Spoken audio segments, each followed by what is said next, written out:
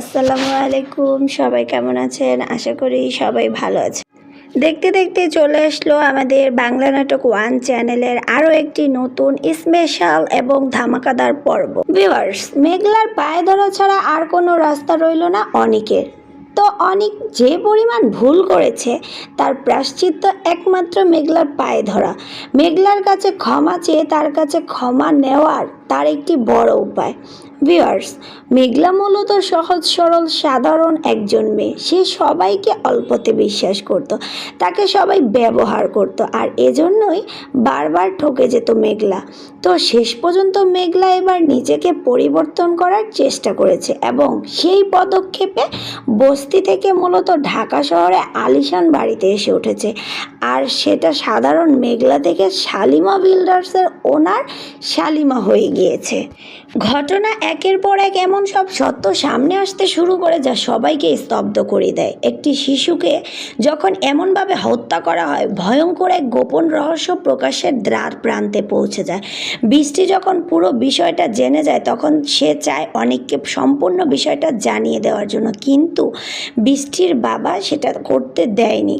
কেননা সত্য প্রকাশ পেলে শুধু তাদের পরিবারের নয়, অনেকের জীবনেও বিপদের মুখে পড়বে এবং কি অনেকের সঙ্গেও বৃষ্টির সম্পর্ক চিরদিনের জন্য ভেঙে যেতে পারে। তাই সবাই মিলে সিদ্ধান্ত নেয় সত্যটা আপাতত গোপনই থাক। অন্যদিকে সব ভুল বোঝাবুঝির পর অনেক চুপচাপ বস্তিতে ফিরে যায়। তো ভিউয়ার্স, খুবই ইন্টারেস্টিং হতে চলেছে গরিব ঘরের রাজপুত্র নাটকের প্রত্যেকটি এপিসোড। আপনারা তো অধীর আগ্রহে বসে থাকেন গরিব ঘরের রাজপুত্র নাটকের প্রতিটি এপিসোড দেখার জন্য। তো কে কে রয়েছেন গরিব ঘরের রাজপুত্র নাটকের 39 নম্বর পর্বটি দেখার জন্য সেটি অবশ্যই কমেন্টে লিখে জানাবেন। ভিউয়ার্স, আজকের ভিডিওটি শেষের দিকে জানিয়ে দেওয়া হবে গরিব ঘরের রাজপুত্র নাটকের 40 নম্বর পর্বটি কবে আসছে।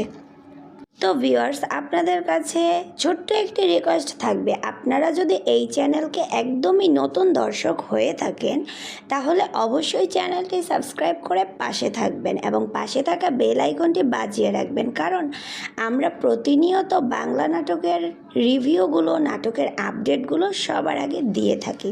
সো ভিউয়ার্স, আপনাদের এই কাঙ্ক্ষিত নাটক বলতে গরিব ঘরের রাজপুত্র নাটকের 39 নম্বর পর্বটি আসতে চলেছে। তো এদিকে আবার অন্য একটি ঘটনা ঘটে গেছে, ভয়ঙ্কর ষড়যন্ত্র ঘটে গেছে অনিকের সাথে। কেননা রাতুল রাজ শান্তাকে লোভ দেখায়, সে যদি অনিকের ঘরে রাত কাটানোর মিথ্যা নাটক করতে পারে তাহলে তাকে সে বিয়ে করবে। শান্তা রাজি হয়ে যায়। পরিকল্পনা অনুযায়ী শান্তা অনিকের ঘর থেকে বেরিয়ে আসে। সঙ্গে সঙ্গে বস্তির লোকজন জড়ো হয়ে যায়, অনিককে দোষারোপ করতে শুরু করে। খবর পেয়ে ওদিকে মেঘলাও ছুটে আসে। সবাই বিশ্বাস করে অনিকের স্ত্রী থাকা সত্ত্বেও আরেকটি মেয়েকে নিয়ে রাত কাটিয়েছে অনেক বারবার নিজেকে নির্দোষ দাবি করলেও শান্তার মিথ্যা সাক্ষী দিয়ে পরিস্থিতিকে আরও জটিল করে তোলে। মুহূর্তের মধ্যে গুজব ছড়িয়ে পড়ে আর জনতার চাপ বাড়তেই থাকে। শেষ পর্যন্ত দেখতে থাকুন অনিক আর শান্তার কি বিয়ে দিয়ে দিবে দর্শক।